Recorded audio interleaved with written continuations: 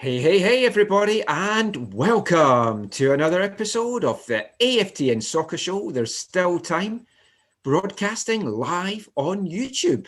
And this is also our podcast recording for episode 415. Thank you so much if you stayed with us on YouTube. We've had a few technical issues tonight. Zoom totally crashed on me earlier on, but delighted to introduce a Fab Four. We're going to look at a lot of Whitecaps and MLS chat. So introducing my usual co-host, Steve Pandher. How are you doing tonight, Steve? Not too bad. Nice and rested. Joining us all the way from Seattle. I thought finally we might be able to get him on the show and laugh at him because the Sounders lost. But no, not able to do that yet. Welcome from Radio Cascadia, Steven Agen.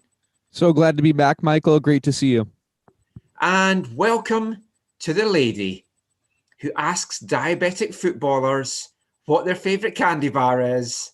It's Harjeet Johal. Hello. Nice to see everyone. And bravely wearing a New England Patriots hat after my team thumped your team on Sunday. Yeah. And now we're going to beat Stephen's team, I'm sure, next time out as well. We're on to Buffalo.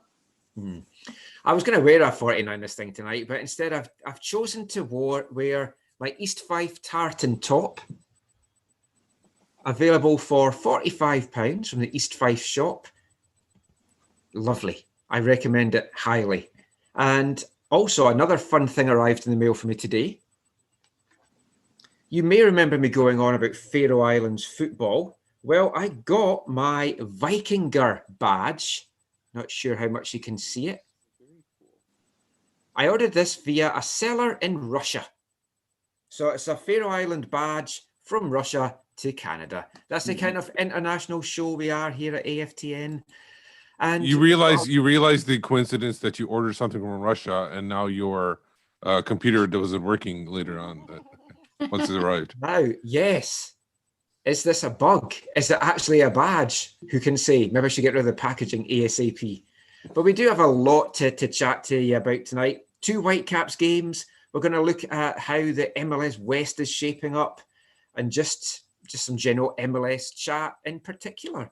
But we'll kick things off by saying this is recording episode 415 of the podcast as well. It's definitely worth listening to the podcast version as well.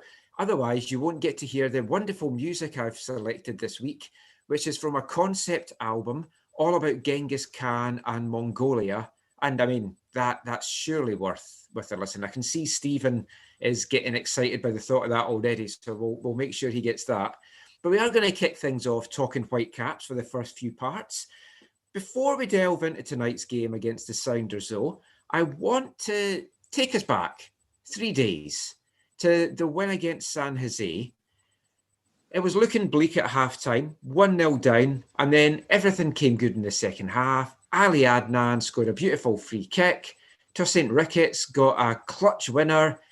All of a sudden, the gloom is lifted. The Whitecaps playoff hopes are back on the table, perhaps. Before we get into the Seattle game, let's just look at the San Jose game. I'll just get your thoughts on what you made of that. We'll start with Steve. What did you make of that game against the Earthquakes?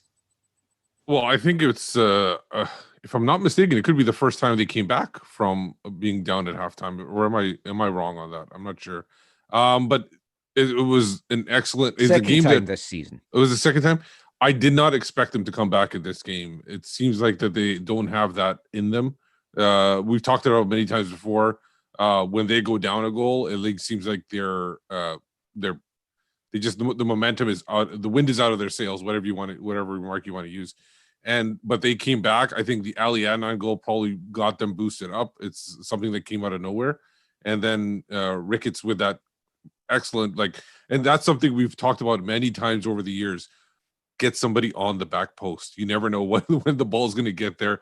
There's the number of players that Wondolowski's probably made a killing at being in the right spot at the right time, and Ricketts is that type of player. Whitecaps he has, yeah. But against for Ricketts, he's kind of that kind of player that will go to the net basically and pick up stuff and just slot goals in from 2 inches away. what did you make of that game on Saturday? I know you were excited to be watching it. I was thrilled to be watching it. I think Mark DeSanto's halftime talk, it must have been some hell of a talk because, the Whitecaps came out in the second half with a purpose. They were really buzzing around the San Jose net. You could tell how important that half was to at least tie a goal and then go get a winning goal. And so they really bunkered down and worked hard. I really think San Jose didn't pressure too much in the second half, and the Whitecaps really took it to them. So from that standpoint, it was quite a big win for the team, almost a must-win going into that game as we are joined by Chewbacca. Yeah, it said Chewbacca is waiting to join, and I was like, will I let this person in? Is it Chewbacca or is it a tribute to Steven Agen? I'm not sure if Zach can hear us yet. I've spoiled the surprise as to who it was. Let's bring in the Seattle Chewbacca though just now. That beard is looking really, really fuller in the last couple of weeks since we've seen you. Is this your playoff beard? Have you started it early? Or are you just not going to shave until the Whitecaps, until the Sounders are no longer MLS Cup champions? Ooh, that might be a while. No, it's a lockdown beard. It's got, I have to find some way to pass the time, measure the time. And frankly, I don't have a reason to shave it until that stops, right? And so I'm committed to lockdown, but I've got to find some way to measure it. As far as the Whitecaps against San Jose go, man, I thought that sure was a gutsy second half and timely for once with a real moment of quality from Ali Adnan. But to get the goal right after the break, really a great spot for momentum. And what a big performance in the most important match of the year at the time.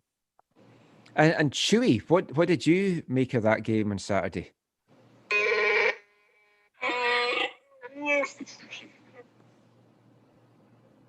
I don't think I could have put it better myself. And that sounds very similar, I think, to what MDS's halftime team chat would have been. We're not going to get a copyright strike with all this Chewbacca sounds, are we? I wouldn't think so. Star Wars is crazy for copyright strikes. Be careful with that. But it's not Chewbacca. It's a man in a scary-looking dressing gown. I don't know. It's very good, actually. I was trying to find a mask that I've got, but it's in tons of boxes in our bedroom, and I was going to have to move too much stuff. It's a really horrific mask. It's a Freddie Montero mask for Zach, but no, it was no emotion at all. This is like amazing. He's keeping this going. I was wondering how long he can keep this going for. You do know this is a 4-hour recording, Chewy. Good to go. Anyway, let's get a couple of things I just want to talk about from that San Jose game. The goal that was given up, and I asked MDS about this in the pre-game chat on Monday. It was another ball over the heads of a defender. The fullback pulled more into the middle of the pitch. Unmarked guy at the back slots it home. Now, MDS said he felt this was a bit different to the other goals that have been given up. It looked exactly the same to all the other goals that had been given up to me, Har. You're muted. This is going well. This is why we don't do live YouTube shows. Yeah, I don't know if they practiced that play 500 times, 600 times, or 700 times, but we keep seeing it. It's almost like deja vu.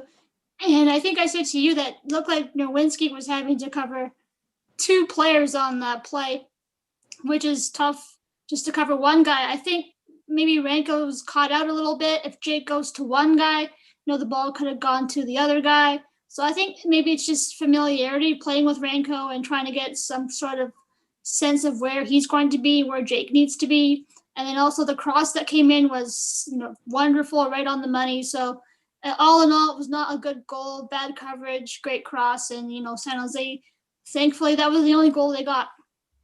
But it always seems like that whenever this happens, it's always Jake's original man that scores the goal and not the person that whoever he's covering for scores. It always seems to be, I know you're not saying it's the same goal, but it's got a very good streamlined resemblance to all the other goals. Yeah, it definitely was. There was a lot of blame to go around for that one. I don't want to delve too much more really into that game. When I mentioned that we weren't doing a show after that one and we're going to wait and do one on Tuesday, someone had tweeted going, "Oh yeah, great. Don't do the show where it's going to be all positive. Let's do the show where it's going to be all negative after a defeat." That's us, because there's no views, there's no clicks, there's no listens in positivity. Folks just want to hear us be really miserable. That's why we do a Whitecap show. That's why I've started doing an East 5 podcast as well. Misery makes money. That's my hashtag, I think. Let's delve more into what's happened tonight. Now, that win over San Jose, there's no doubting that what that would have done for the morale, coming from behind, everything like that. I just think would have been a massive boost to the Whitecaps. You look at their last 4 fixtures, and there's 2 that were must-wins. That San Jose game, the LA Galaxy game. Sandwiched in between those, though, were the 2 tough Cascadia games, Seattle and Portland. Out of the 2 of those, Seattle was the game I just didn't fancy us taking anything from. We have not beat Seattle since April 2017. And the games haven't been close a lot. They haven't been close for much of this season. And I mean, going into this, I didn't expect anything really to come out of it. I thought maybe a draw at best would be good. When you saw the lineups for tonight, and I'll start with Steven on this, were you surprised at the lineup that Vancouver put out? Or did you think this might be a game that they might rest some guys coming so soon after that game against San Jose? I was surprised. I thought that we would see at least one of Cavallini or Montero start. It's hard to fault Mark Dos Santos too much because I think the game plan worked really well for 45 minutes. The change in formation worked better than I thought it would for quite a while, better than I gave him credit for before kickoff. But that being said, he wasn't able to make changes after the break quickly enough to bring on an attacking threat before Seattle put the game out of reach again. And so we're still kind of in this limbo where Whitecaps never really have an attacking presence when the game's on the line. And Har, I know we were having a little bit of a chat before the game. For those looking in as neutrals, or for those maybe that hadn't been on MDS's conference call on Monday, where he did mention that he was going to really mix the lineup up quite a bit, I'm sure it would have come as a surprise. It wasn't a lineup to a lot of people, I think, that would have screamed going for it. It certainly looked a defensive lineup. It looked like a lineup kind of similar to what we saw when they played Chicago at MLS back, where you kind of play defensively, and in second half, if it's close, if it's scoreless, you bring on your big guns and you try to, go at them and get a result. The only difference is they're playing Seattle tonight, and so that's a bit risky. And for the most part, it worked for the first 45. MDS had a good plan, and Seattle was frustrated. But the longer you try and play defensively against a strong lineup like Seattle, it's dangerous because they only need one chance to score, and once they got that first goal, they got another one. They were buzzing around the net in the second half, so it was a little risky. I would maybe have brought on a Cava or a Freddie to start the second half to just kind of push forward a little bit more and maybe get some attacking threats. But all in all, it was a good strategy, a good idea from MDS to start the game. 7 Canadians, so a lot of CanCon out there. Now, Steve, MDS made a big deal before the game, and he spoke after the game tonight as well about the fact that they were having to play their second game in 72 hours. The Sounders had an extra 2 days rest because they played on Thursday. There was no other way that this game could have been played this week because Portland are at home on Wednesday. If they had played the game on Thursday, then you'd have been playing the next game against Portland 3 days later. For me, this was the best I think we could have had, because I don't think we were going to get anything from it, no matter whether we had fresh legs, the full team out there, whatever. So just go for it now and give us this extra bit of time to refresh and recover for what is now an absolutely massive game against Portland on Sunday. Yeah, I didn't expect much from this game even before the lineup was given out. Seattle's had their number all this time, and the fact that you have, like you said, the 72-hour turnaround, that wasn't enough. So I agree that it was probably a game that you want to play for the draw. I think I brought it up on many shows before. This is similar to what Montreal put out against Vancouver years ago after the World Cup. It was like, I think it was 7 defenders and 3 midfielders and maybe 1 attacker, but it might have been 7 defenders and 7 defenders and 3 midfielders out for the outfield players. So you had to do something where I think this was a game where you wanted to keep the goal differential down as low as possible, so you didn't become the worst in case it came to that, where goal differential came into play. This was one of those games. I don't think goal differential is anything that the Whitecaps can salvage at this point. The thing that they've got going for them is the fact that they haven't got any draws. Yeah, that's the one thing. And I think Steven said that a couple of weeks ago, where that could be their gimmick, where they just play the season without drawing a game. And I mean, Chewy, what did you make of the lineup tonight?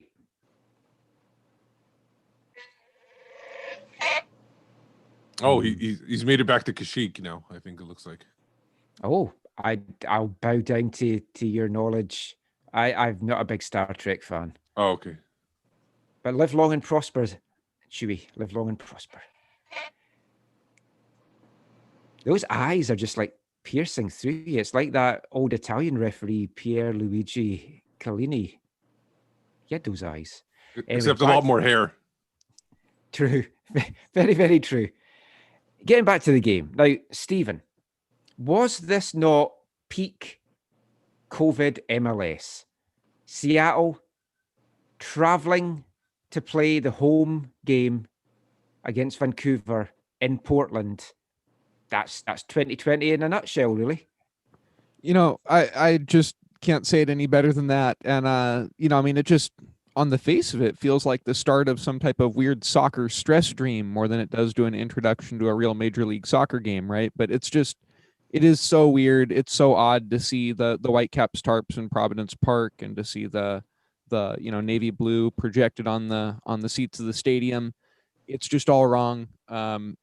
Brian Schmetzer before the game talked a lot this week about how difficult he thinks it is, what a tough task it is for Whitecaps to live out of a hotel, play in somebody else's stadium, be away from their families during all of this, and I think you have to give them a lot of credit for the results that they have taken. Har, I think I saw your tweet earlier today. But before today, Whitecaps had been extremely good at Providence when they weren't playing Portland, right? Yeah. And so it's just, I mean, they're still unbeaten if they don't have to play a Cascadian team. There you go, right? Just tweak that fact a little bit. That was a fun fact right there. I think that regardless of what happens for the rest of the season, that is something special. That record at Providence Park in that difficult circumstance, that's something to build some confidence in. Off of in the club, even if it doesn't translate to playoffs, even if it doesn't translate to trophy, it's a difficult circumstance where they came together and really succeeded, right? I'm wondering if there's a correlate, like a comparison somewhere else in the world, another league, where you would see 2 rivals play in another rival's a home stadium. I mean, the only time you've maybe had it was when Wembley wasn't getting used to host like cup finals and cup semi-finals. So you were playing games at different places around England, but it probably happens in Champions League quite a bit. There might not be full rivals, but you got 2 top teams playing in another top team's stadium. We're going to delve a little bit into that side of things just later on in the show as well, because I've got some audio that will play in the podcast just off MDS and Cava and Andy Rose talking about that they want to make this mean something. They don't want to be away from their family and going through all this for it to count for nothing. And I mean, they still are in the mix in the playoffs and everything like that. So I mean, we'll look at that as well. But it was a tough game. It was a pretty boring first half. Very little to talk about in that. It was the last minute, the 44th minute, really, before the Sounders started put anything up really to kind of test the Whitecaps. Now, Stephen, we've spoken before, and speaking to Jackson as well, good friend of ours on the radio down there at KJR in Seattle. It's kind of known that Seattle struggle to break down teams that kind of bunker against them. But as Har was saying, and as Steve were saying, there's only so much you can bunker against a team before eventually they seem to break it down. That first half, when it got to halftime, did you feel confident that it was going to be a repeat of a couple of weeks ago and they would just kind of find a different gear in that second half? Relatively so. And, I mean, I think at the very worst, it looked like 0-0 was probably as bad as Seattle would come out of it. Schmetzer mentioned after the game that at the half, the main change they made was that they pushed Paulo and Svensson a line higher up, or excuse me, they pushed them beyond the attacking band of 3 for Vancouver, just pushed them advanced beyond that. And, he thought it really opened up the space in the passing channels for him. And so I was kind of struck by the idea that it took one tweak from Seattle at halftime to kind of break the game open.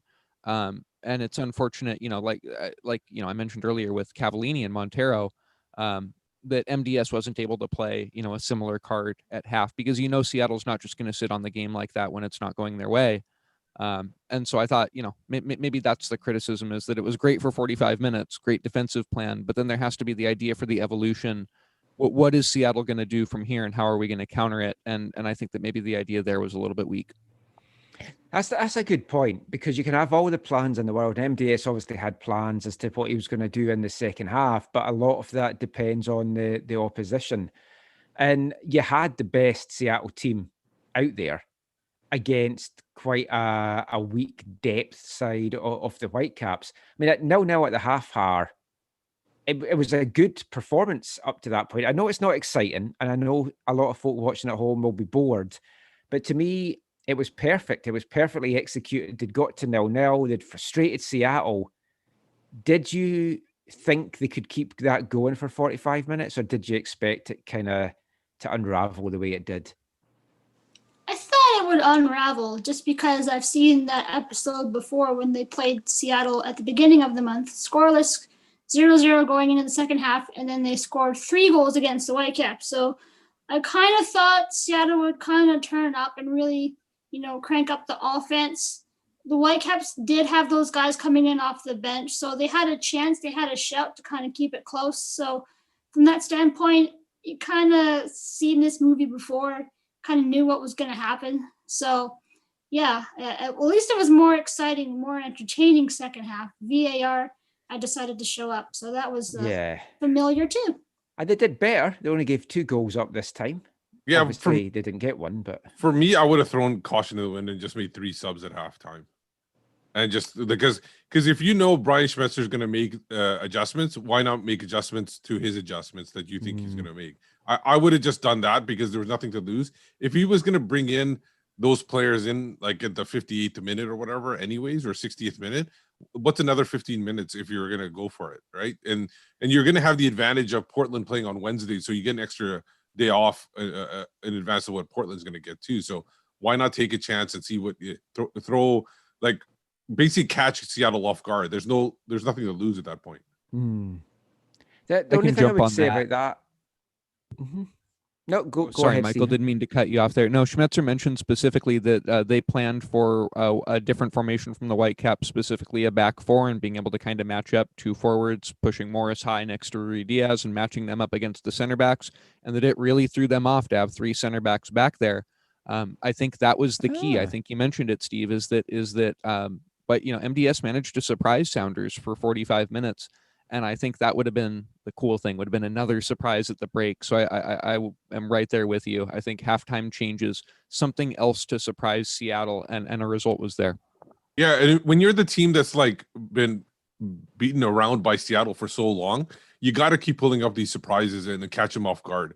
Do something that they don't expect. And I wish more football managers or coaches, whatever you want to say, do these kind of things instead of doing the typical wait till the 60th minute or wait till you get scored on and then make the substitutions. Do it beforehand. Catch them off guard. Interesting. Chewy, what was your thoughts at halftime?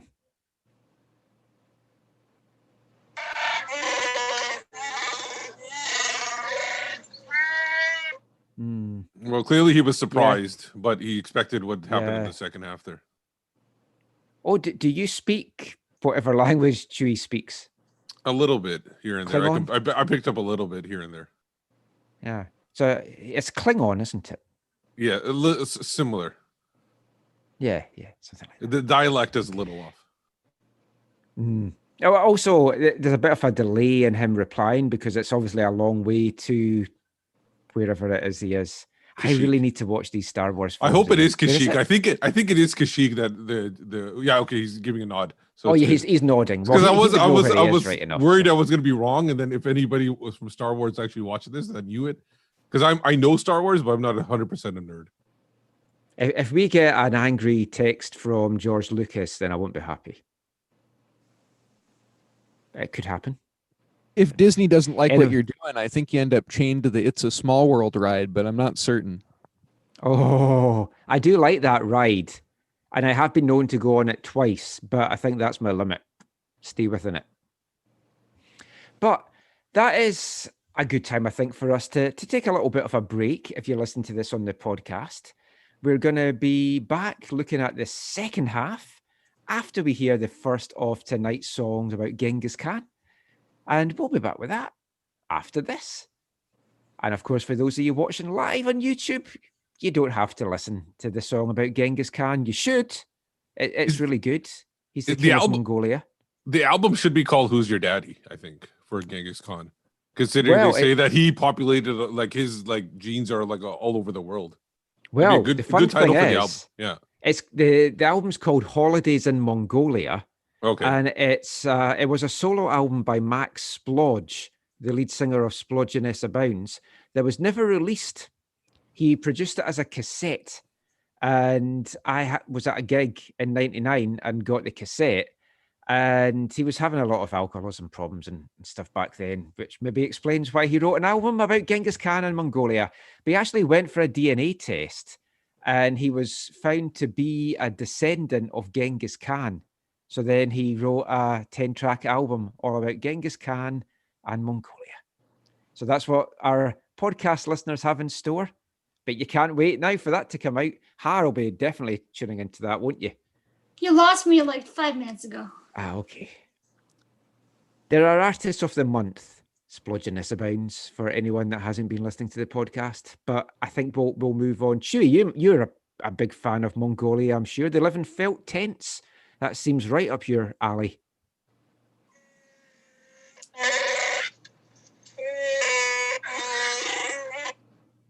the connection doesn't seem very good. His video is fading. Yeah, it's a long way to go. I mean, he sounds in distress there.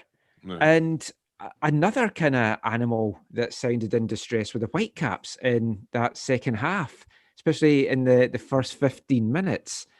Because for those that don't know, this was Raul Rudy Diaz's first game back for the Sounders. He had been away playing for Peru, caught COVID of Paddington Bear, shouldn't have shared those marmalade sandwiches. So he'd been in quarantine. I think the Whitecaps defenders thought he was still in quarantine, Stephen, because the social distancing they gave him on that goal was like gigantic. And ball came in from Nuhu. Rui Diaz finishes it. Flag goes up, offside. We all breathed a sigh of relief. They played the replay, and it's like, yeah, he's not offside. MDS is adamant that it should not have been overturned. He said to him it was not clear and obvious. I think it was. What did you think? I think you can definitely make the argument. I see where MDS is coming from, that it's not clear and obvious. It's a very tight call. There are people who want to see the decision on the field stand as it's made when it's really tight, right? For me, I feel like this whole offside thing, what's going on in the EPL, whatever discussion we're having about it here, I feel like it's really pretty simple, where I feel like I'm not certain, but I think the laws of the game mention that you have to derive an advantage from being offside, right? Mm-hmm. And I just wonder, if you're looking at whether somebody is, 1 pixel offside on the screen compared to the defender, how can a person possibly derive an advantage from that, right? And so I think that the margins that people get down to analyzing today in terms of the offside decision, I think it's silly. I think it's unless the play actually came down to a micrometer in terms of who got to the ball first or something like that, we should just look at it in terms of, did you derive an advantage by being in front of the last man? And in this case, I don't think that Ruidiaz is clearly in front of the ball. For me, it's even. I think it's right to give the goal. But I can definitely see why MDS would feel aggrieved. So sorry if my tangent about EPL tangents is not. Well, at least we don't have that stupid line, because that's what's ruining it. Because you are talking about a pixel. That's basically what it comes down to, Steve. And the thing is there was a game. Obviously, the game earlier, Montreal and I think they were playing Columbus, Nashville. They're playing Nashville. Same colors. Nashville. They're playing Nashville, and there was a goal late that Quinto scored, and it was called offside. And I felt it was more onside than the Ruidiaz goal. It was actually felt more onside, and they didn't even review it. It didn't even go to review. So it's odd to me, like where, like I agree that if it was called offside on that play, it probably there wasn't enough evidence there to overturn it. It should have left it as is. In that case, in the Quinto goal, I thought that was enough evidence that it should have been reviewed. It should have been given a goal to Montreal. And you know me, I'm not willing to give goals to Montreal that easily. So it's odd the way that, and again, this comes to the thing where I think you need a central location where you have a few people and you're not rotating people in and out of opinions of what's offside and what's onside. It should be very one way to do it. I mean, Hart, he was ahead, like when the ball was played out wide to Nuhu, I think he was offside there, but of course this is then second phase, you can argue. I know Manuel Veth says it doesn't matter if it's clear or obvious, it's either offside or not offside. What are your thoughts on it? It was really hard to say, but I kind of think that, if you're going to call it offside, it needs to be 100%, the other way if you're going to reverse it. And I don't know if that was clear enough to overturn it. So, I guess or it kind obvious. Yeah. So I kind of have to agree with Mark DeSantos on that.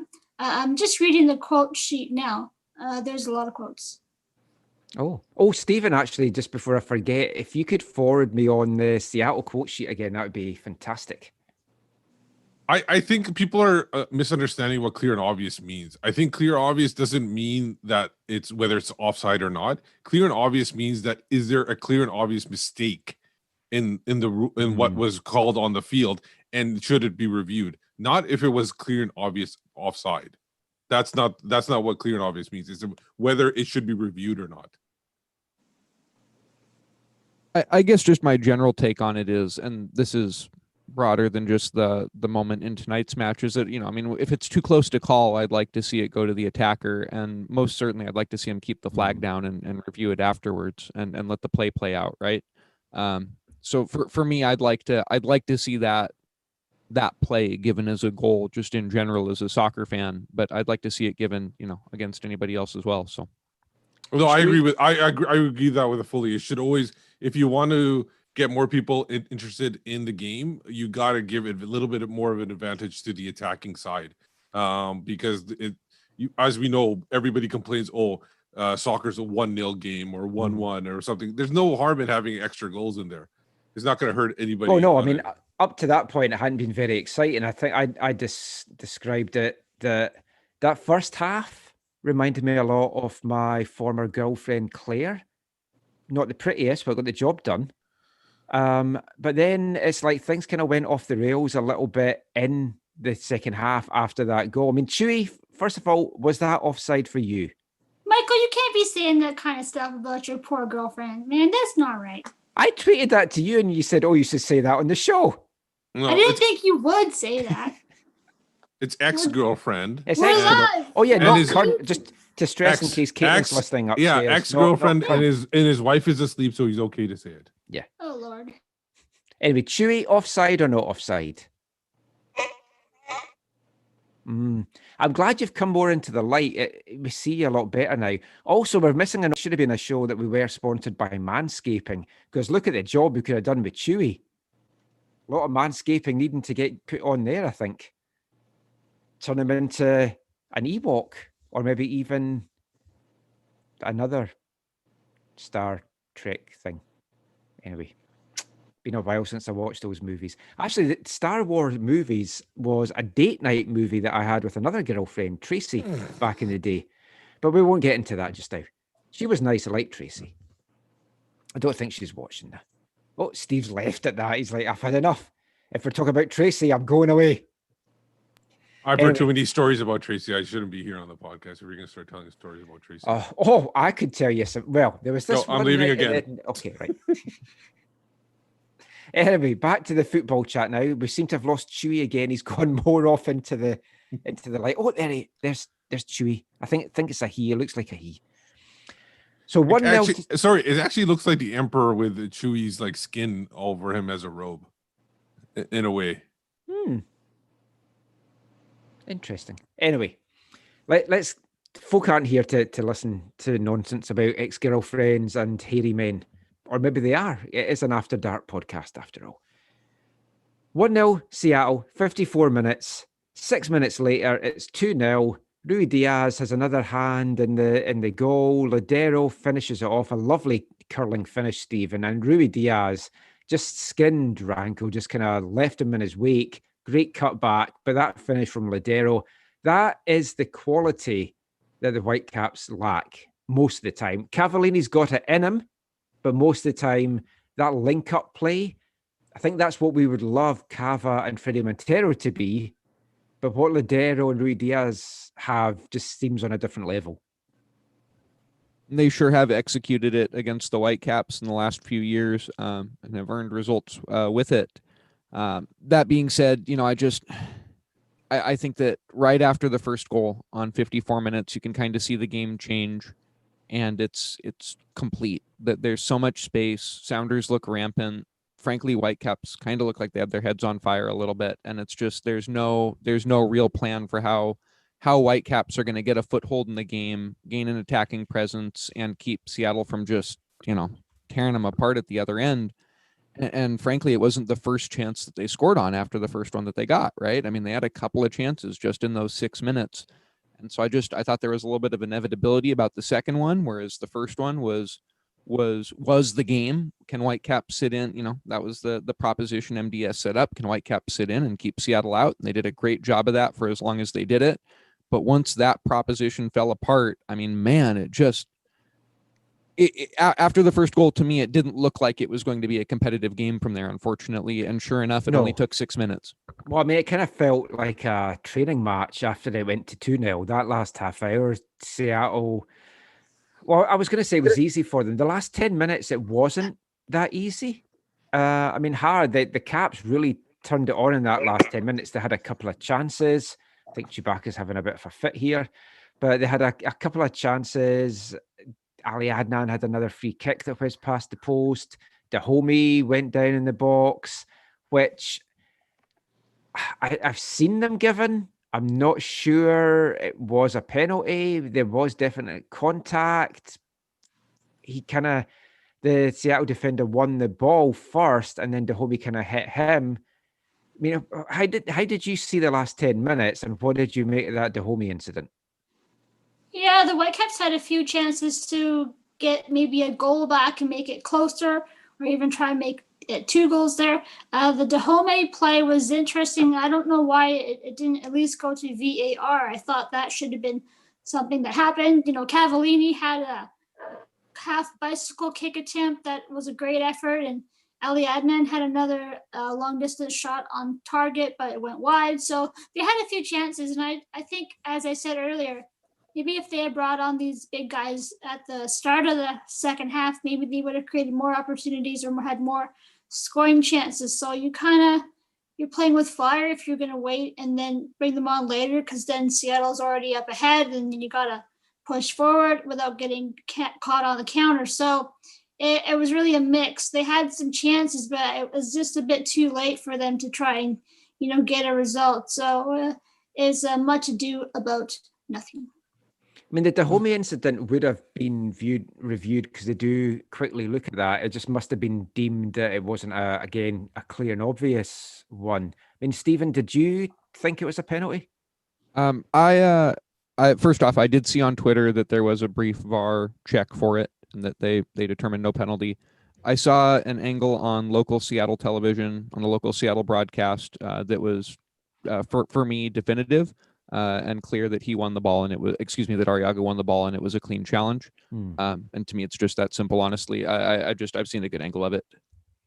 Yeah, I don't think it was a penalty. Steve? Yeah, I think that the homie histrionics that he's done so far this season has probably played into it. What I'd like to see is them to bring some players in and ask them not to dive for at least half a season, so that they could build a reputation of not diving, and then so when they need the goals, then they could dive or do something else, and they'll know that this guy doesn't have a reputation. They need to spread it out a little bit better.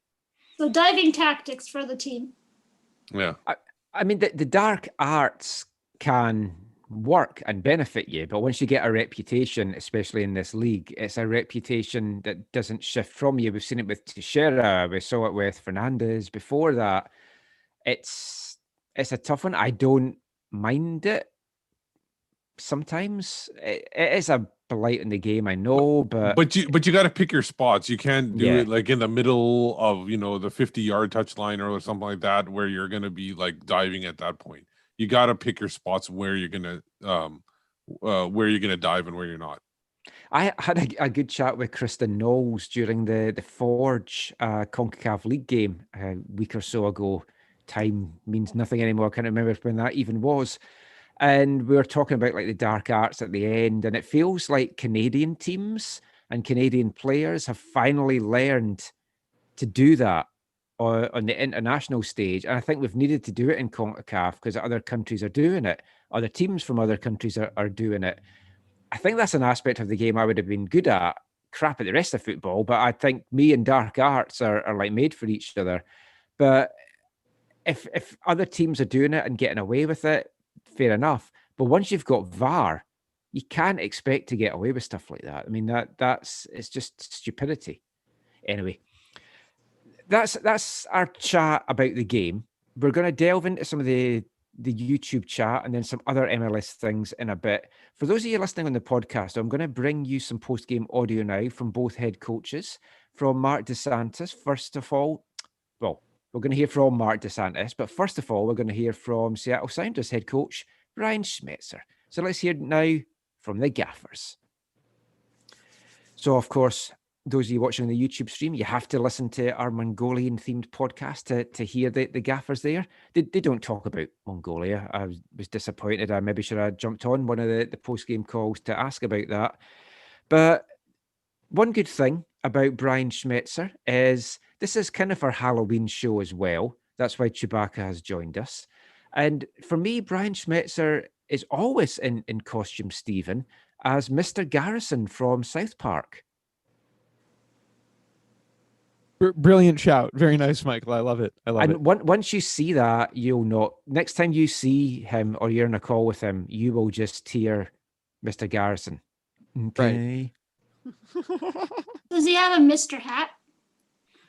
There's a question for Stephen to ask the next time, because as everyone knows, Brian Schmetzer is so jovial in his press conferences. He loves that kind of banter. Always good for a laugh is old Brian Schmetzer. Somebody should on next April Fool's leave a Mr. Hat puppet or something on his the press conference table or something like that, just as passing by.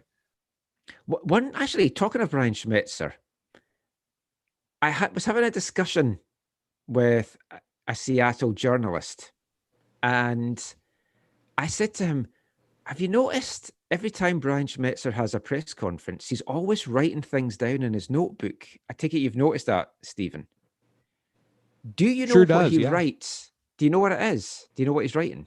I think he takes notes on the game. Oftentimes he's got the stat sheet from the match in front of him, and that's what he's looking at. And when journalists will reference one of the stats on the page, he'll frequently circle it, make note of it.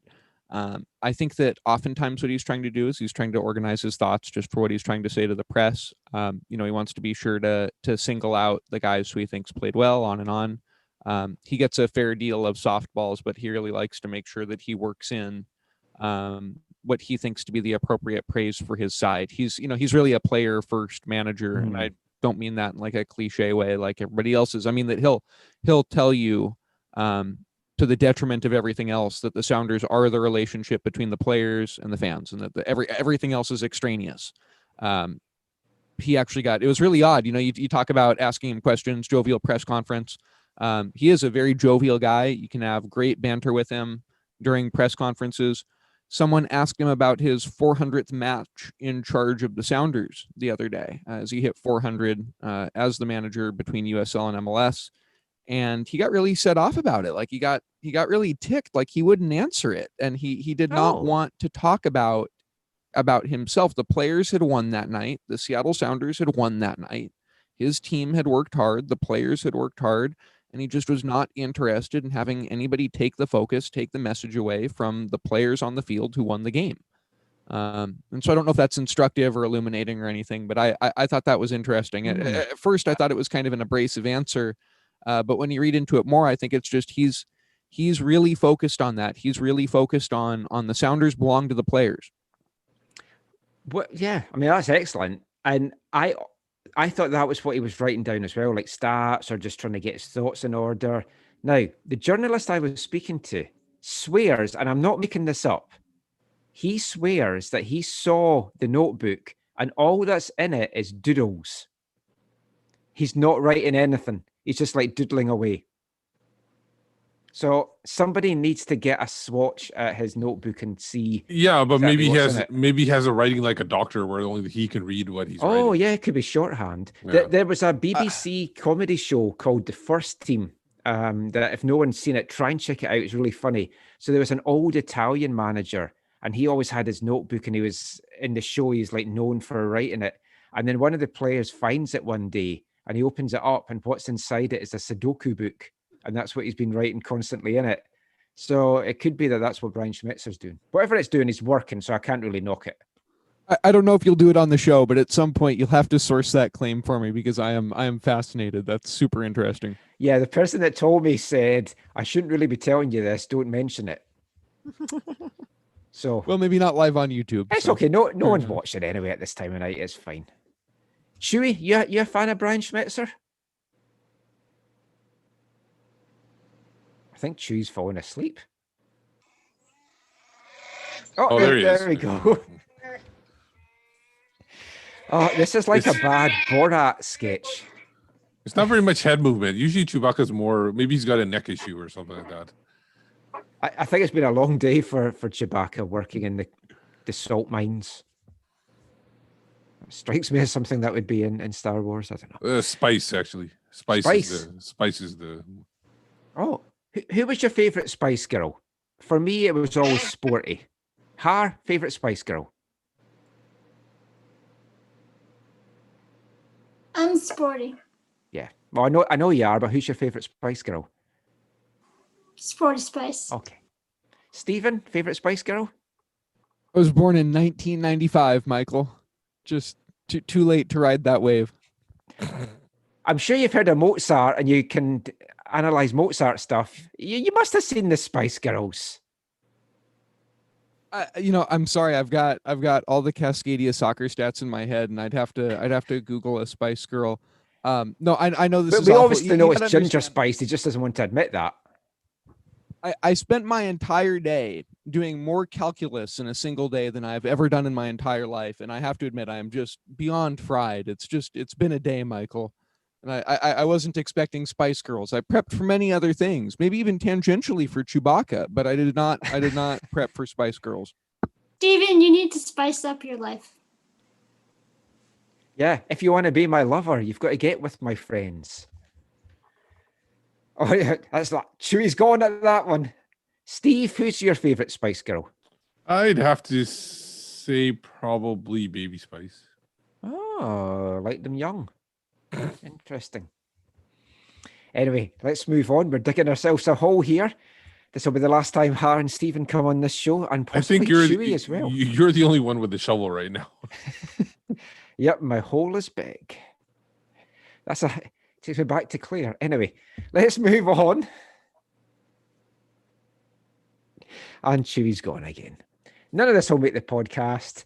And Har's heart's gone over her face now. And oh, this has gone off the rails quicker than a Whitecaps second half. Let's get to some of the YouTube chat now.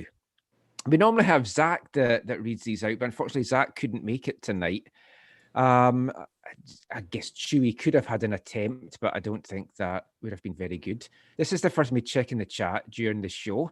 Oh boy, this is a lot of chat. Okay, first of all, Naveed Masinchi is congratulating me for my friend's win tonight, and he's sure that they missed having me in the locker room. I was disappointed not to be there.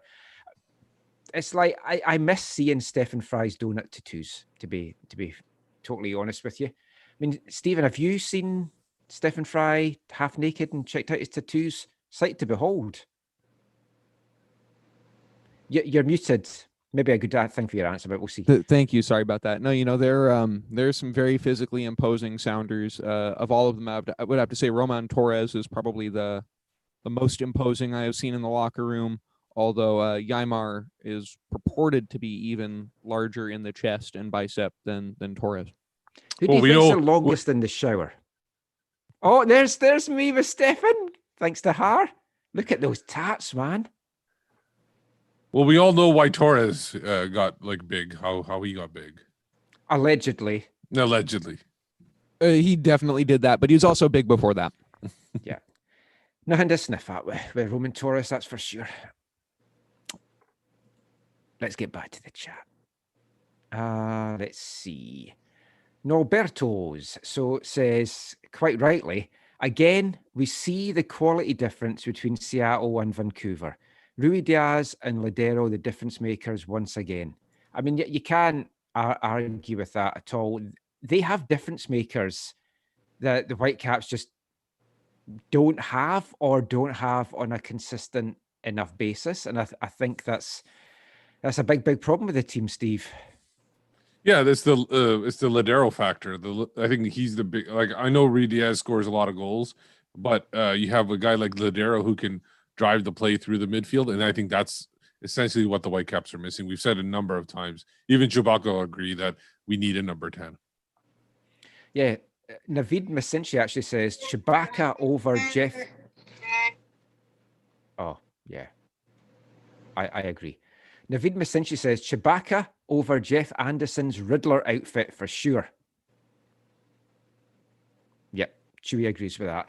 We'll get to some more chat and some Halloween chat, though, in the next part of the podcast, which for those of you listening on the podcast is going to be coming up soon. For those of you on the show, let's get to that now. So I put a question out on Twitter asking for what costumes Whitecaps players could dress up as, or people in the Whitecaps organization. So Naveed, who we were just reading the chat there, had actually tweeted that nothing is going to beat Jeff Anderson dressed up as the Riddler, as we talked about in an earlier show. Just before I get to some of the answers we've got, anyone jumps out at any of you, any Whitecaps players, what should their costumes be? I mean, Harry, you were asking Halloween questions to Andy Rose. Any costume that you would like to see a Whitecaps player dressed up in? Yeah, that went well yesterday. Yeah. I don't know. I'm not really big on Halloweens and costumes. I say just be yourself. Oh, what would you dress up as? I wouldn't. I would just be me. Oh, that's scary enough to be honest. Stephen, what's your go-to Halloween costume? You know, I've got the football related one. I go with the blind ref. It works every time. Chewbacca, what do you like to dress up as? I hear you like to dress up as Zach Meisenheimer. No? He's too hairy for you. Yeah. Steve, what's your go-to Halloween costume, and what would you see some of the Whitecaps dressed up as? I don't really have a go-to. I usually do something different every year. But if I were to pick a Halloween costume for a Whitecap player, I would probably pick a Greg Louganis outfit for Christian Dahomey. That's going back to before when Stephen was born as well. Yeah. Of course, it is my wedding anniversary on Halloween, so we like to celebrate it every year. It's going to be a little bit different this year, but I always like to put the willies up, Caitlin, for our Halloween anniversary, so I'll try and do something for her this year. Getting to some of the notifications that we had on Twitter about this. Not prepared tonight at all. This is what happens when your computer crashes a minute before you're about to go live. Right, let's see. Oh, now I like this one. Whigs Digitalism said, when Freddie gets subbed, his costume, he did it as a GIF, is... Who's a Game of Thrones fan here? I watched it. Who was the young kid that was the king that got killed off? I've totally blanked on his name. There's two of them. There was Joffrey that killed off, was Joffrey, poisoned. yes. Poisoned, yeah. Yes. So, yeah, Whigs Digitalism says that Freddie Montero is like Joffrey when he gets subbed off, because he's not a happy guy when he gets subbed off. Yeah. Let's see. I had some others here. I can't find them now. Oh, yeah. Kevbo, Real Kevbo, says he'd like to see the whole team dressed as the 1979 NASL Soccer Bowl winning Whitecaps, because he's never been able to cheer for a winner since. That's not true. They did win all the CSL titles in the early 90s. So, I mean, there was that.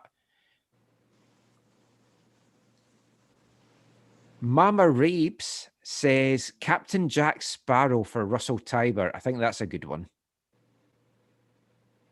Rod Hodkinson says Max Crepeau should dress as a Fairmont hotel because you just come to expect clean sheets. How about David Milinkovic as the Invisible Man? Oh, yeah. Well, he is sick at the moment. So Okay. we don't know exactly. No, I'm talking about sometimes when he's on the pitch. Oh, yeah. He does disappear. Yeah.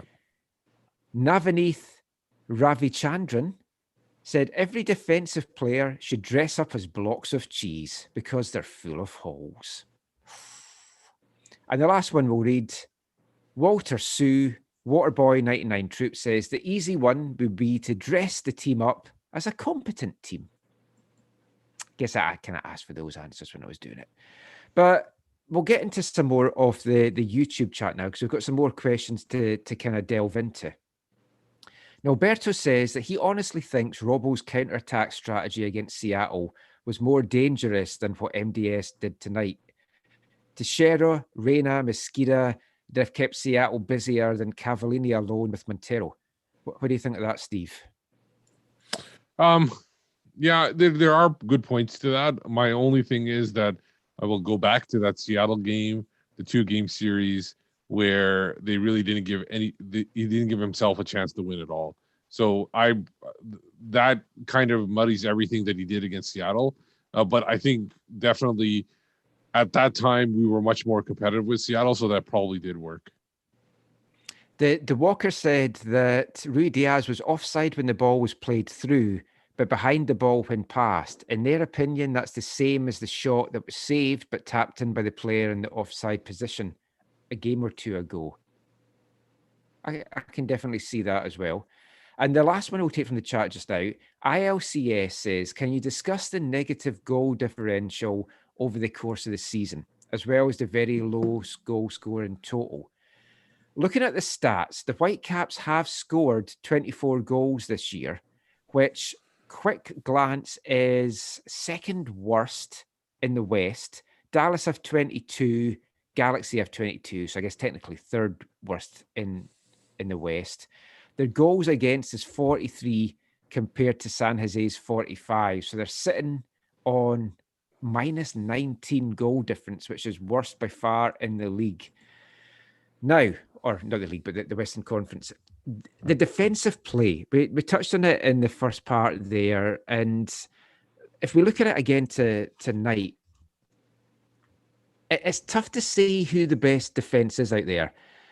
Har, if we're going for a back four, who would you like to see as that back four for these last 2 games for the Whitecaps? Cornelius, Derek Cornelius.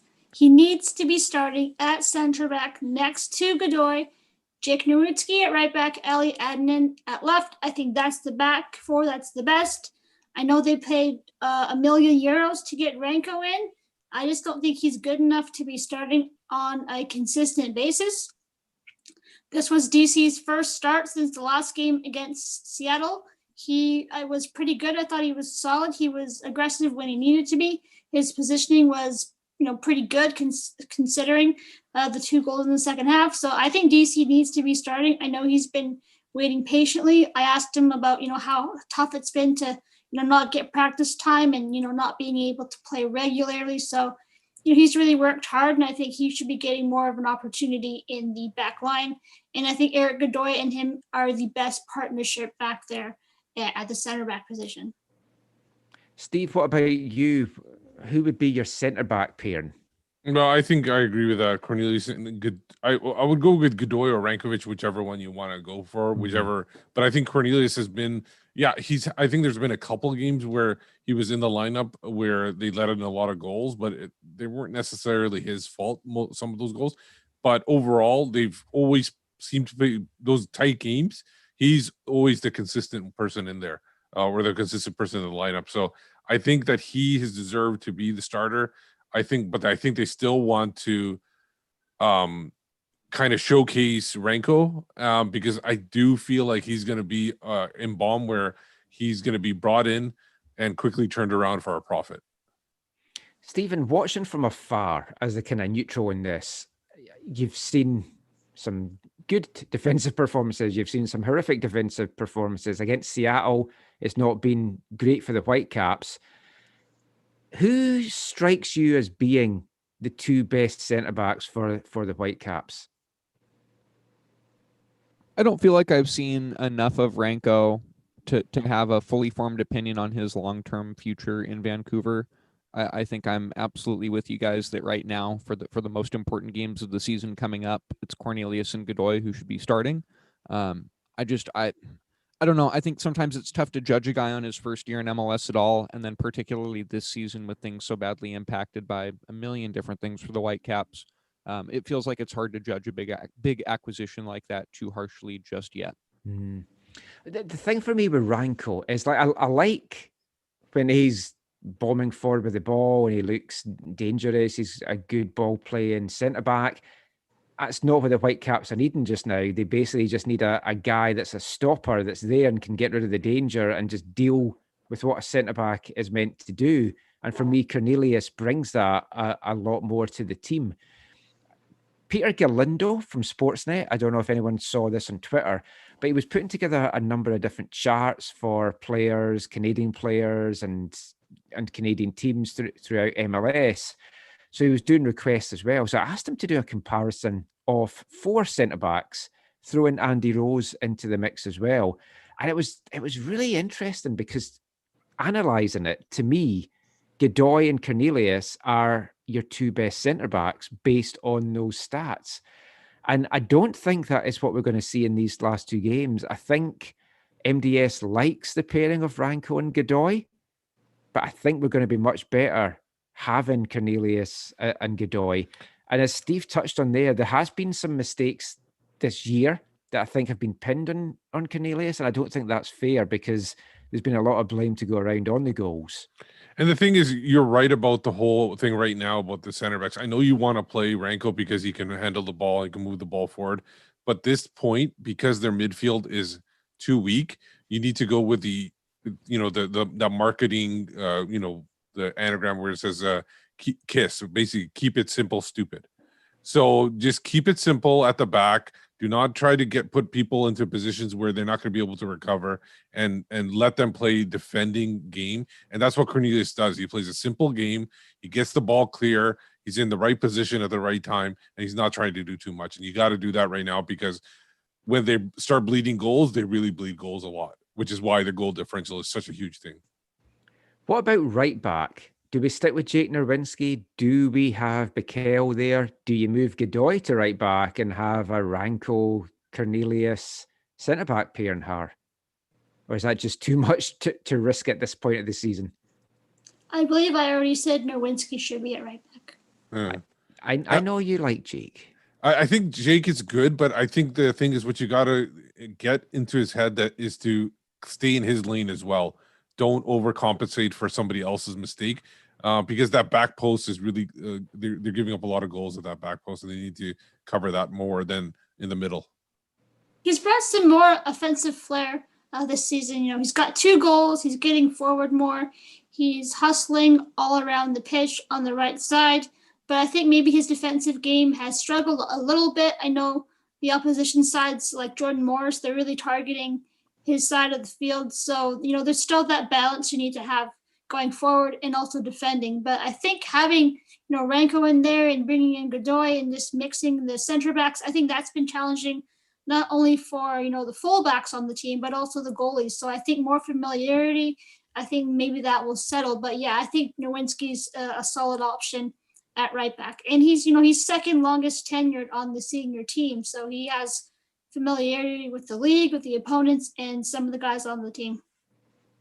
I threw that question out on Twitter, and I shared the charts that Peter had come up with just to kind of see what the fans were kind of looking for. So I'll read you some of these comments. 604 Boy said, Godoy and Ranko. In his opinion, Ranko has a future in Europe, like Steve mentioned, and the Caps would do themselves a favour by developing him.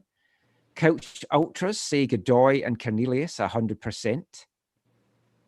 Greg Petrie, Godoy and Veselinovic. Cornelius would be the one he would want in, if not Veselinovic. Ubik Wintermute says Godoy and Ranko. In his opinion, Ranko. Oh no, that's the one I've read out. Actually, sorry, ignore that. Ubik Wintermute did say Godoy and Cornelius, but we need to also balance Ranko in there so we can make a tidy profit off him in the future. He has loads of potential. I don't like. I get that. But for me, that's not a reason to play the guy just so you can develop him to sell him on. You want your best players in there. And I think Cornelius has done enough to earn that. He was out of favour in the MLS's back tournament for whatever reason. But when he came in, he kind of looked good. So I don't know. It'll be interesting to see if Cornelius actually hangs around here next season or if he maybe looks to move on. Do you guys think that Cornelius will still be with the Whitecaps next year?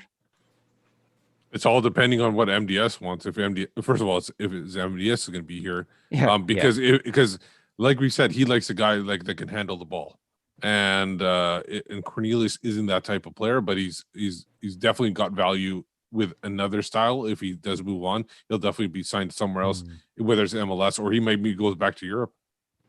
Well, yeah, I mean, Everyday Mister said he wants Godoy and Ranko because Ranko's young and needs playing time to develop. And I do get that you're only going to develop by getting playing time, which I guess actually kind of brings us on to the midfield a little bit hard.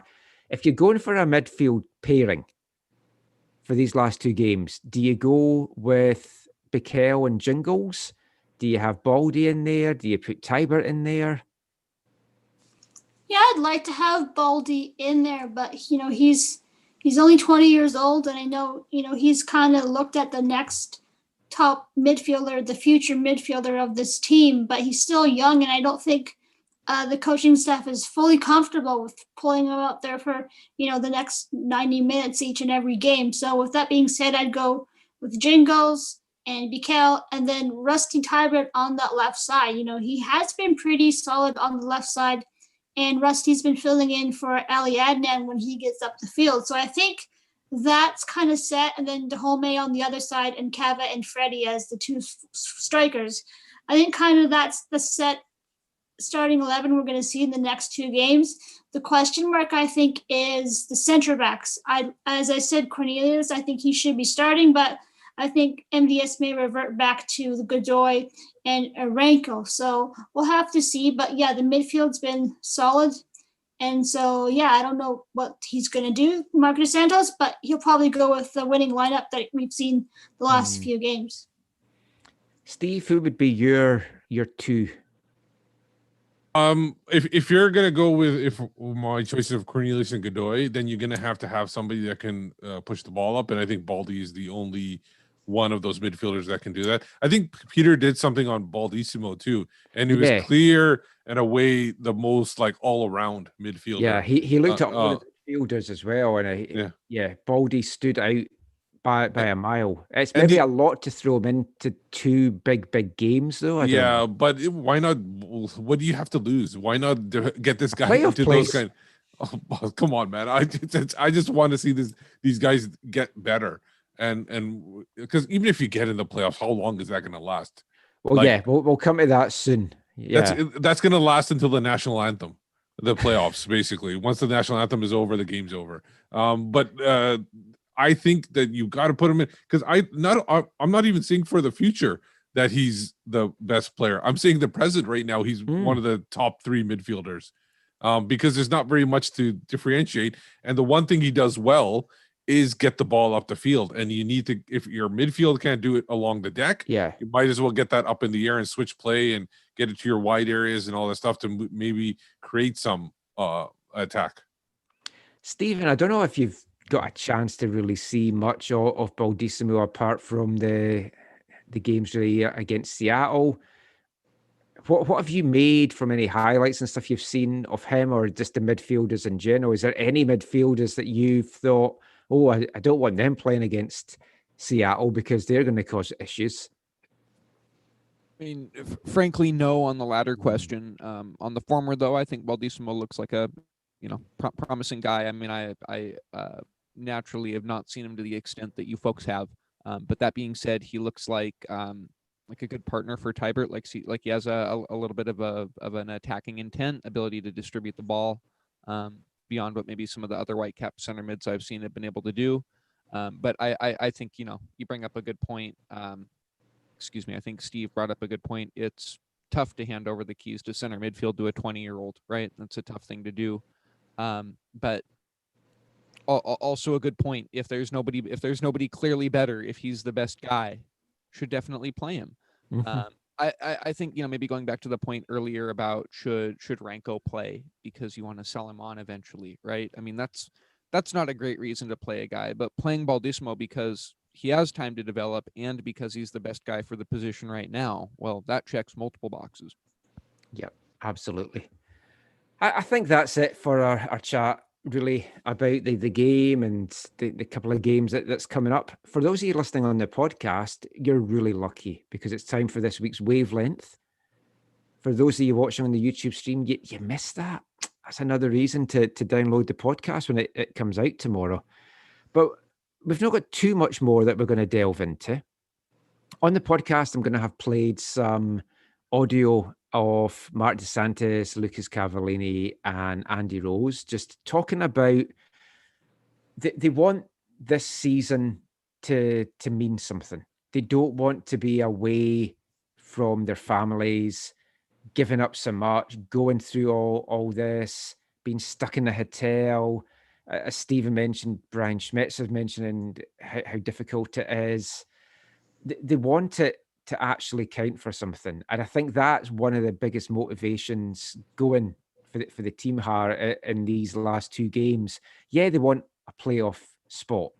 And once you're in the playoffs, realistically, anything can happen.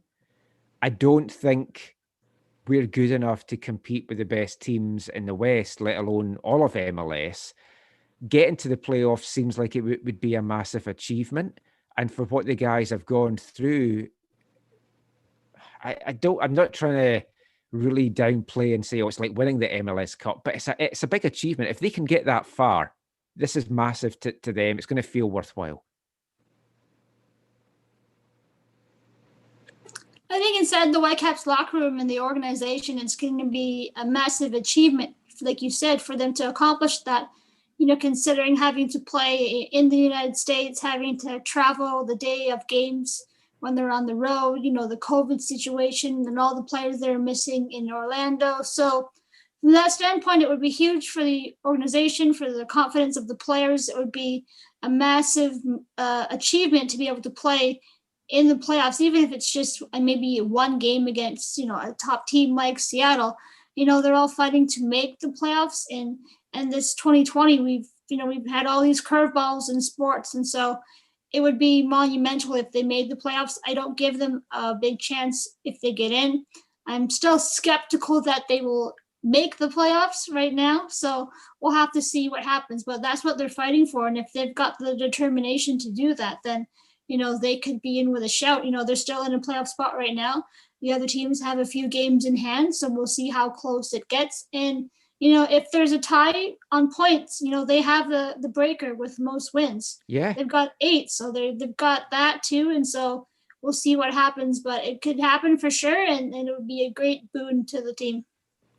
And the thing is, and the one thing is you know that they will be, if you can recall the MLS back tournament, I think it was Chicago was their third game, and when they won that, they were super, like, they were right into it. That's what they wanted to do. They almost collapsed on the field, a lot of them. They were celebrating like they had won the MLS tournament already, even though they just advanced to the next round. So you know that that's what they want. So I have no doubt that that's what their goal is, and if they get there, they'll see it as a huge accomplishment. Steven, looking in from afar and knowing what the Whitecaps are going through, hearing like Brian Schmitz are talking about it, I know a lot of fans around the league haven't really fully understood what the Canadian teams are having to go through just now. Do you feel that's fair to say? Do you think it is known that they're not getting to go home because they're having to stay in another country for every single game for basically like 2 months? I don't think that type of thing gets brought up much. And I think, probably a lot of the more unpleasant sides of soccer during COVID get glossed over by fans and journalists who are happy for the distraction. And I don't think I've been on the right side of this all the time, but I think I've probably come off a little bit cynical compared to some others when it comes to just playing soccer at all. Maybe this wasn't the best year for it. Maybe everybody should be home with their families, right? So I'm happy to call this season now and just bring it to an end. And so I don't think that people have given adequate, simply put, I don't think people have given adequate attention to just how difficult it is for Vancouver. And it also might be one of those things where unless you're experiencing it and living it, it might be tough to really understand it. I mean, the mental toughness is, I can't imagine being away from your family for that long. And like the audio that's played in the podcast, JJ Adams had asked Cava, because they go home when they've got a chance because they're allowed to fly in by charter, out by charter. They've got 2 days at home with their family. So JJ had asked Cava, what's it like when you go in and your kids come up to you? But then what's it like when you've got to leave again 2 days later? And Mark's talked about you're starting to see that hitting the players now, and it's starting to play a little bit on them mentally. And I mean, it's taken its toll. But even despite that, they want to get into the playoffs, knowing they'll be away from their family further, but they have to feel that they've done this for something. And you just really feel like, I feel like that's the idea that you come through something that difficult together as a group and have some success out of it and have something you can point to as a tangible result from it, like making the playoffs. That's something for that group to build off of. And maybe it's a mentality, maybe it's keeping that, the core and trying to build off of it with strong acquisitions this offseason. But really it seems like the foundation for a mentality for the team. Sorry. I was going to say, as the only person on the stream with kids, sometimes it's you feel like you want to be away from your families for a little bit, but I can totally understand that because I don't think Chewbacca had ever had kids. So I'm not sure if that's in the lore or not. But sometimes you just feel like you want to be, but I can understand, like, once you're away for like a week, then you do want to come back. So I can totally see that coming into play. Did Chewbacca not have a wife and kids in the Christmas special? I think that's been deleted from... Let's ask Chewie.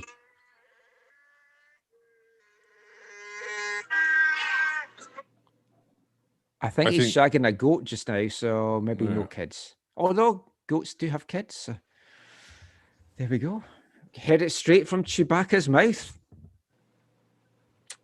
God knows what's been in there. Anyway, it's certainly tough for the team, but we'll look at the standings. Right now, the Whitecaps are in a playoff position.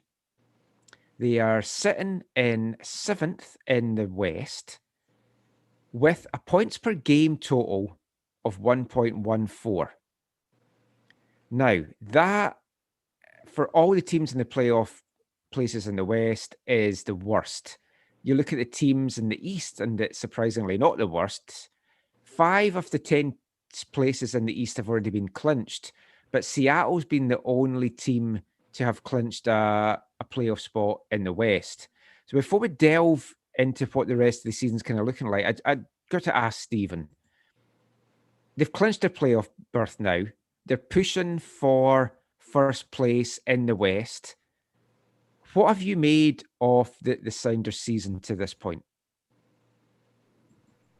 I think they've had a very good year. Like we talked about last time I was on the show, I think they've put together probably their strongest squad so far in MLS this season. Maybe the biggest concern for them at the moment is just getting some guys a little bit of rest before playoffs. I think you can see the last few games, the attack hasn't been quite up to speed where it was before that. A little bit more difficulty playing between lines and creating chances against teams who are sitting in real deep.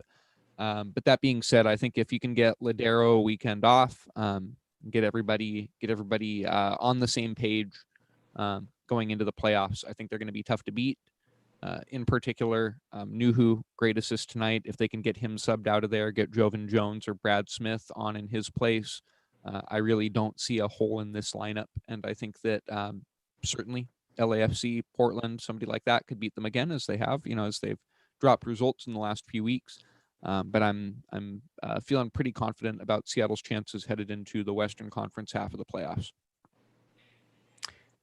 Let's just finish the show off by having a look at the standings and what lies ahead in the coming weeks. Now, I haven't really... We chatted about this with Steve, so I want to get Har and Steven's thoughts on this. So we'll get Har's first of all.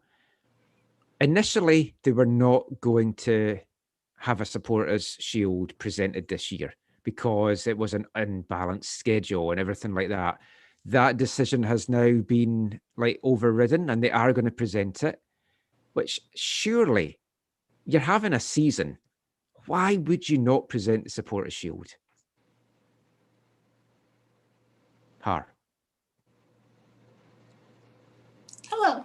Hello. Yeah, I definitely think they should have awarded to the team that finishes top of the MLS table in the supporters shield. I don't know why they wouldn't. I feel like the decision to kind of take that away was not a unanimously made decision. I think it was done hastily. I don't think everyone was on board. It shouldn't have taken TFC and Greg Vanny getting up in arms to reinstate it, and then the league getting involved, and then all these statements coming out from different groups. So yeah, I'm glad they rectified it. They got it sorted. You're still having a season. You're still playing the games. It may be discombobulated, Canadian teams having to play in the States, but it's still a season. You wouldn't cancel the LA Dodgers winning the World Series because, it's a COVID, it's a different kind of season.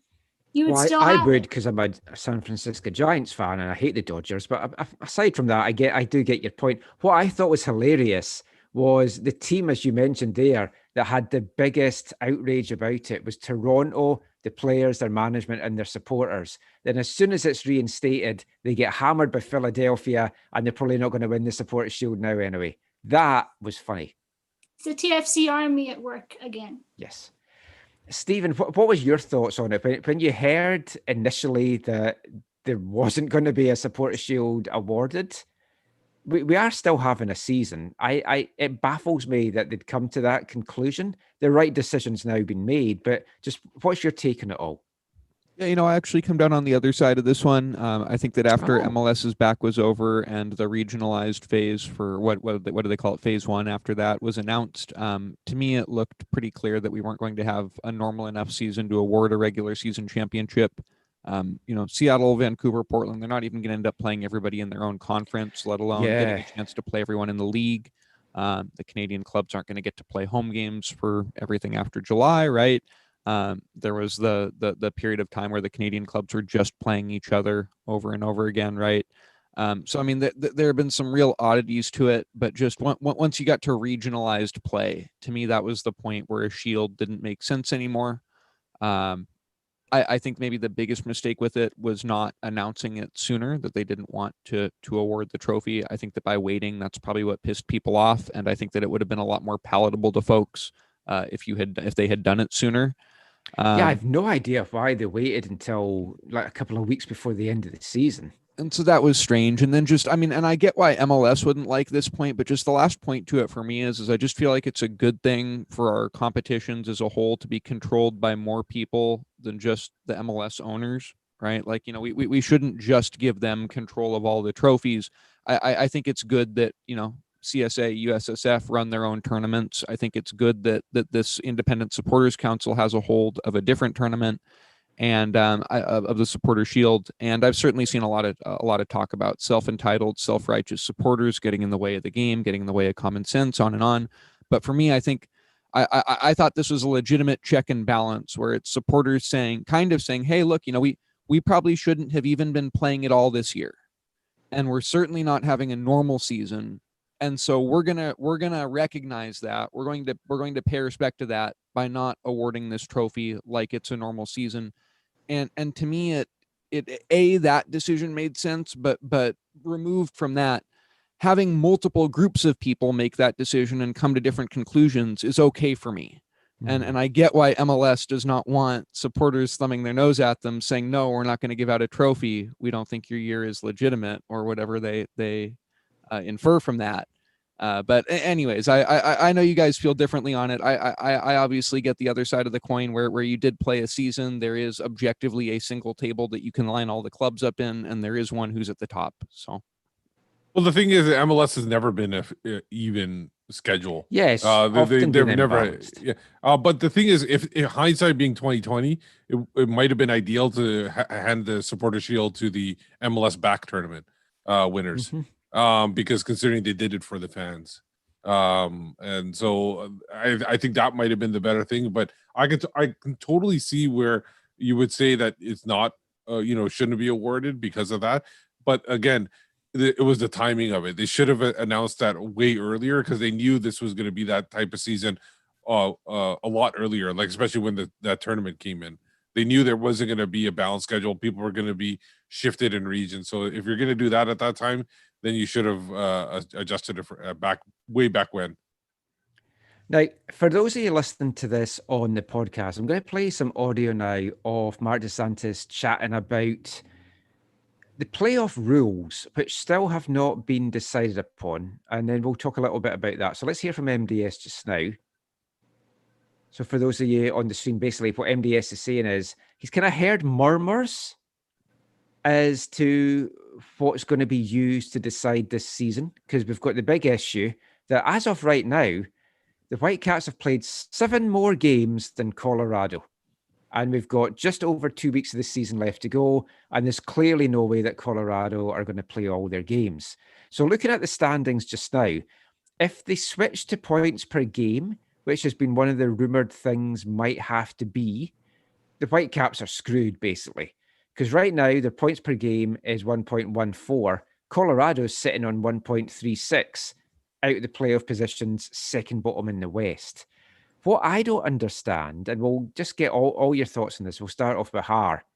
How can you be leaving it to just over 2 weeks of the season to go, and nobody knows yet what is going to decide these playoff places?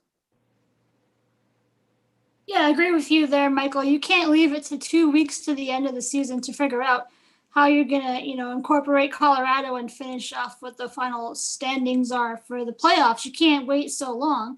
Secondly, why are you punishing the Whitecaps for, points per game? They've actually played their games. They've had to move to the States to play them. They've followed the COVID protocols. They're not Colorado or Minnesota or Dallas. They're not messing about. They've put in the work. They've played the games. They've stayed safe. So they should probably stay with the standings as they are, with the points and the wins that are in place. I don't see why you would change it just to benefit maybe a couple teams like Colorado. I mean, how many more games are they going to be able to play?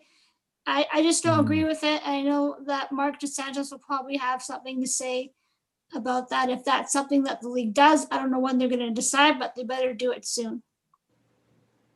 I mean, can you imagine the Whitecaps finishing in the playoff places after everything they've gone through, and then they get kicked out because of some points per game thing? I mean, Stephen, what is the fairest way of doing this if Colorado can't play these games? it has to be points per game, but to decide it's so late is just crazy.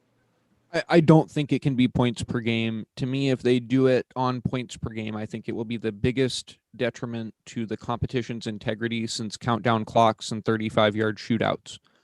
It just simply isn't acceptable. You can't do it. You can't take away the opportunity for 3 points for the clubs who are supposed to play Colorado in those games. There's just, you can't do it. You can't say it's good enough for Seattle to give them 1.6 points times 2 for the 2 games they should play against Colorado. They've got an opportunity to take 6 points to get to the top of the conference there. And other clubs have completed their games against the Rapids and have had the opportunity to play them. And they're a very middling squad for top teams.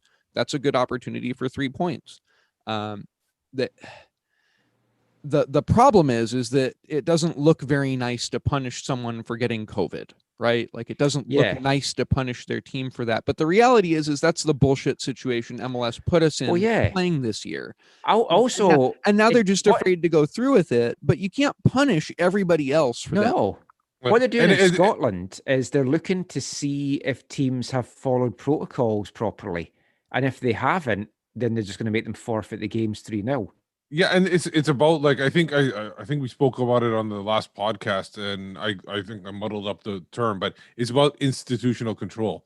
And I know Steven probably knows a little about this from the NCAA, that they'll always punish the entire program if a few people screw up, because they need to have the whole thing under control, and they knew the protocols that they needed to follow going into the season, and if they couldn't take care of it, then they should be. I know it's not fair to be punished for a disease, but it's essentially what everybody has to go through the same rules. And how come other teams were able to handle it and some teams weren't?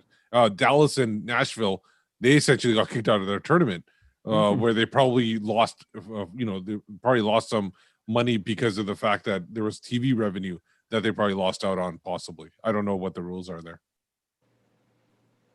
And just to be clear, I don't blame the Rapids for getting coronavirus repeatedly. Like, I don't have any intel that this is because they're not following protocol or anything like that. I think it could just be luck of the draw, just bad luck that they get it. It's just that MLS has made the decision to have this season knowing full well that this could happen to one or more of their clubs. And so now I just don't know why we're going to go and get all sentimental about it now that it's happened and act like it's some big deal that Colorado's going to have to forfeit 7 or 8 soccer games. And that's just the only right answer. Well, the thing is as well, strong take on this one. He's fired up. I totally agree with you, because the thing is, realistically, this could be the situation for next year as well. The way that things are going, with the border not getting opened, the Canadian teams might have to play in the US again next year. MDS alluded to that on his call this week, that he kind of thinks that's happening. Tonight after the game, he said that basically everyone just wants the season finished as soon as possible, because there's a lot of worry as to what might happen in the US with coronavirus over the coming weeks and months. So, I mean, who knows what's happening there? Have you all heard what's happened with Minnesota and Colorado tomorrow regarding Kai Kamara? No, I haven't. Right. So apparently there was a gentleman's agreement that when Kamara went to Minnesota, he would not play against Colorado when the teams met, which of course they're now doing tomorrow. Colorado's back in action. So there's another bone thrown towards Colorado there. That's Steven, some shady thoughts? business. Yeah. Some shady business. No, but I've heard of that in other places too, like especially loan agreements. When I don't know if this was a loan or was it a transfer? No, they just said it was a gentle. Adrian Heath said it was a gentleman's agreement. But was it a full transfer? Or was he loaned to Minnesota? It was a loan to full transfer. Yeah. So, but I've heard it in loans where the loan. Loans is understandable. But maybe if that was part of the deal, that was part of the deal. I don't see it as being that heinous. I do see it's kind of shady, but it's definitely not something I haven't heard of before. Just to be clear, if Kamara sat out against all of his former clubs in MLS, the guy would never play again. Yeah, there is that aspect of it as well. But I think you can only do it for like a season. You can't do it for like multiple years. Yeah. But I mean, looking at some of the games that's coming up, you've got Minnesota, Colorado on Wednesday. So, I mean, that's now massive. the Timbers play the Galaxy, which you think if the Timbers win, the Galaxy is going to probably be out the reckoning. But there's some big games coming up, like tomorrow, San Jose, Real Salt Lake. Yeah, Huge implications there. That's got to be a draw. Saturday, Dallas and Houston, two teams again battling in the playoff spots. I mean, that could have massive things there. So when you start to look at these teams playing each other, Colorado's got to play Seattle. If Colorado can get these games in, lose to Minnesota, lose to Seattle, all of a sudden their points per game thing starts to fall as well. Yeah, obviously you need the Whitecaps to do the business, but yeah. And Seattle, I think, is their only a home game. The other three are all away, so they're going to against tough opponents. Yeah. So that's not going to be easy for Colorado. Galaxy play RSL, San Jose play LAFC. So I mean that's a couple of tough things there. Dallas have to go to Nashville. So there's a lot of teams round about the Whitecaps that could lose points here. And I mean, Salt Lake have to play Sporting Kansas City, and San Jose have to play Seattle in the last games of the season. So I think there's hope for the Whitecaps. On the podcast, I'll read some tweets out. I won't keep you guys any longer than you need to, but I'll read some tweets out as to how the fans are feeling about it all just now. But last thing I'll ask you guys, and then I'll let you go. We did this a couple of weeks ago, but let's do it again. We'll start with Har. Yay or nay, are the Whitecaps going to make the playoffs? Well, I can't remember what I said last time when I was on your show. I probably said no, so I should probably stick with that. I will say no. Steven? I am glad and frankly surprised, maybe even shocked to switch answers from my last appearance on the show and give an emphatic and resounding yes. I do believe the Whitecaps will make the playoffs, and I think they'll do it with a victory over LA Galaxy on decision day. Steve? I agree that I think they can make it. The next game is going to be huge. If they can pull out a result against Portland, then I think they got an excellent chance, because I don't think the Galaxy are coming to Portland are going to put that much of a effort into the last game. Chewy?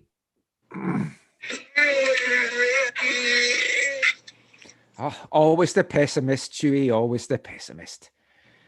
I think if the Whitecaps win their last two games, they will do it. I don't think they'll beat Portland. I think they might get a point, and then it's going to be really tight. I think they need 6 to get in. I hope I'm wrong. I'd love them to get in just for everything that they've gone through.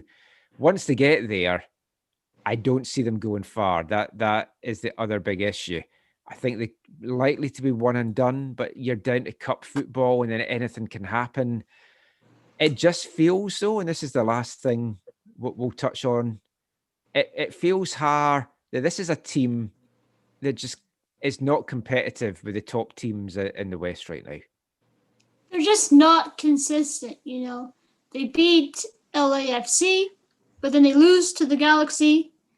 They're in 2 tough games against the Sounders, but in the second half, Seattle just turns it on and, you know, takes control of the game. So they have some key players, some performances where they're strong for 45, maybe 60 minutes, but there's not just the consistency where they can do that for a full 90 in a lot of games. And I know Mark doesn't like to use the consistency word, considering what they've had to go through this year.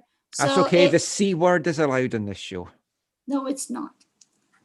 And so, yeah, I don't think they'll make the playoffs. I remember last time I was on, I'd said they would only get 6 more points. Well, they already have 6 since I was on, so maybe they can get a few more points. They haven't drawn yet, so maybe if the teams around them can get a draw, it might help them. Yeah, I hope we can go the whole season with no draws. I mean, that would be fantastic. Stephen, if they do make it to the playoffs, can you see them doing anything? You know, darn, Michael, I was hoping that you'd ask me about getting there, because that was the rosier picture, because I think 27 I think 27 points is enough unless MLS screws them with points per game. But I really do. I think 27 will get them in, and that's just the result against Galaxy. But I think once you get into the playoffs, the neat thing about MLS is that maybe its greatest value to society beyond just our little group here is that it is such a great analog for the cold, random, chaotic nature of the universe, where just when you think you know exactly what's going to happen and that there's no chance that anything different could happen, the league tosses it on its head, essentially just to say screw you, and to let you know that you don't know as well as you think you do. And Well, I it's don't kept know. it interesting this year for sure. It's twists and turns galore. And so can I imagine a way right now that Vancouver upsets Seattle or Portland in the first round of the playoffs? No, frankly, I can't. But I also know that the beauty of MLS is that there's that 1 in 10,000 that'll just, try its hardest to pop up. Yeah, Colorado Rapids are probably going to win the whole thing now, by the looks of it anyway. Steve, if they get to the playoffs, will they do anything? Well, I joked earlier that it'd be over at the Anthem, but I think Steven's right. I think anything can happen, but I don't see it happening. It's hard to I would definitely would not put any money on it. So I definitely don't think there is much of a chance. I'm going to bet your house on it, Steve. Okay, cool. I won't ask Chewy because we know what his answer is going to be. Well, But he's been very pessimistic ever since his friend Han Solo died. So he doesn't look really at the bright side. Spoiler! Sorry. When did he die? Sorry about that. I thought you watched the movies. Next, you'll be telling me that his dad did it. No, it's his son. Oh, okay. Actually, I've only seen the 3 originals and the one with Jar Jar. Well, I'm a little bit behind. Yeah, just a touch. Anyway, that is it for this episode of the show. Just before we go, let everyone know where they can find you online. Let's start with Har. You can find my work at Equalizer Soccer, Daily Hive, and Pro Soccer when I'm not on the 4 low. I will actually have a story coming out tomorrow about a footballer. Oh. Crystal clear story, so you'll have to keep it locked to see. Oh, I thought that was the name of the player. I thought it was one of the female ones, Crystal Clear. I thought I'd never heard of her. No, it's Crystal Dunn. Oh. So you have to see. I talked to some of her North Carolina former teammates about the trade last week from North Carolina to Portland. So big deal. Talked to them today. This has been my 3rd Zoom, so I'm glad that we're almost done. So you can check out my work tomorrow, Equalizer, Twitter, Hard Journalist. You know where to find me. Thanks for having me on, guys. Thank you for being on, Har. And it's nice that you're not sitting in some kind of alleyway like you were, or hallway that you were for the Zoom call yesterday. I still don't know where you were. There was just random people walking behind you going into an elevator. Well, you know what my neighborhood has turned into now, so it's no surprise. Yeah, it was funny. Thank you for joining us, Har. Stephen, where can people find you online? You can check out my podcast at radio_Cascadia on Twitter or at radiocascadiasoccer.com. And you can find me personally at Steven_Agen on Twitter. Thank you so much for having me, Michael. It was so much fun doing this with you tonight. Yeah, always a pleasure. Really appreciate both of you giving your time up tonight. I know it's really late now. Steve as well, thank you. I know you're a busy guy and you're working tomorrow, but where can people find you online? On Twitter at WhitecapsBeat. And Chewy, where can people find you online?